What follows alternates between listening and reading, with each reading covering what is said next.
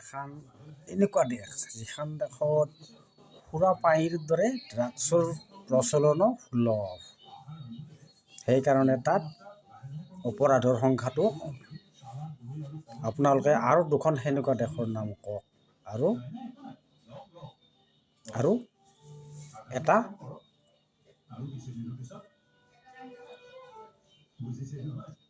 সুন্দৰ উপহাৰ মোৰ পৰা হাতে হাতে লৈ যাওক।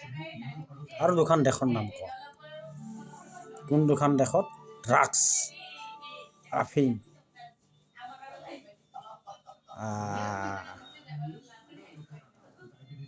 ড্ৰাগছ কোকিং এইসব সুলভ, সুৰাপানৰ দৰে মানে এলকহলৰ দৰে যাতে সাধাৰণভাৱে বিক্ৰী হয়, এনেকুৱা দুখন দেশৰ নাম ক'ব লাগে। আৰু এটা সুন্দৰ উপহাৰ মোৰ হাতৰ পৰা লৈ যাব লাগে। অতি সোনকালে মেছেজ কৰক, খৰধৰ কৰক, সোনকালে।